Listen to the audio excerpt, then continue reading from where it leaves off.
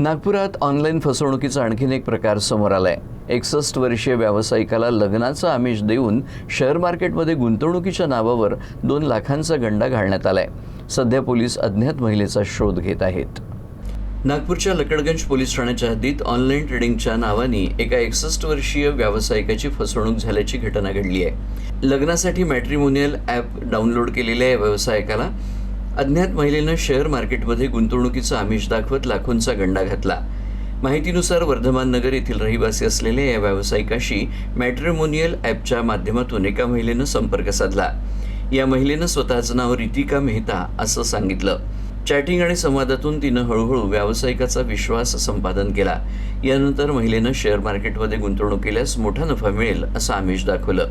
तिनं टेलिग्रामच्या माध्यमातून एका ऑनलाईन ट्रेडिंग प्लॅटफॉर्मवर व्यावसायिकाची नोंदणी करून घेतली। सुरुवातीला व्यावसायिकानं 50,000 रुपयांची गुंतवणूक केली। काही दिवसांनी आरोपी महिलेनं 54,000 रुपये परत पाठवून त्यांचा विश्वास आणखी वाढवला। नफ्याच्या आमिषाला बळी पडत संबंधित व्यावसायिकानं आणखी 2 लाख रुपयांची गुंतवणूक केली। ट्रेडिंग प्लॅटफॉर्मवर सतत नफा दिसत होता, मात्र पैसे काढण्याचा प्रयत्न करताच त्यांची आयडी डिलीट करण्यात आली आणि संबंधित महिलेचा मोबाईल फोनही बंद लागला। आपली फसवणूक झाल्याचं लक्षात आल्यानंतर व्यावसायिकानं लकडगंज पोलीस ठाण्यात तक्रार दाखल केली।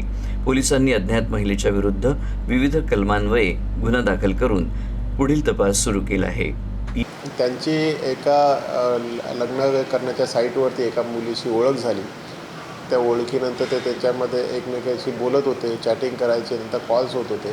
त्या मुलगी होती रितिका मेहता, तिने ती मध्य प्रदेश भोपाळची असल्याचं त्यांना सांगितलं होतं। ओळखीनंतर तिने सांगितलं की तुम्ही इन्व्हेस्टमेंट करणार असाल तर तुम्ही मला सांगा, मी चांगल्या ठिकाणी तुमची इन्व्हेस्टमेंट करून देते असं बोलल्यावर त्यांनी त्याच्याकडे 2 लाख रुपये इन्व्हेस्ट केले होते। सुरुवातीला काही इन्व्हेस्टमेंट केल्यानंतर तिने त्यांना अकाउंटमध्ये प्रॉफिट झाल्याचं दाखवल्यामुळे त्यांना विश्वास वाटल्यानंतर त्यांनी 2 लाख रुपये इन्व्हेस्ट केले। इन्व्हेस्ट केल्यानंतर जेव्हा त्यांना ते प्रॉफिट झालेलं काढायचं आहे असं तेव्हा त्या महिलेला सांगितल्यानंतर त्यांनी त्यांचा फोन स्विच ऑफ करून टाकलेला आहे आणि ते संपर्क तुटलेला आहे। अशा प्रकारची तक्रार प्राप्त झाल्यानंतर हा सायबर फ्रॉडचा प्रकार असल्याचं लक्षात आल्यामुळे तात्काळ तो गुन्हा दाखल करण्यात आलेला आहे आणि आरोपीचा शोध घेणं चालू आहे। अकाउंट फ्रीज करण्यात आलेले आहेत।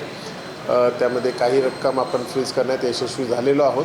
ती रक्कम आपण फिर्यादीला लवकरच परत करू व आरोपीचा शोध घेऊन त्यांच्याकडून उर्वरित रक्कम आपण जप्त करण्याची तजवीज ठेवलेली आहे।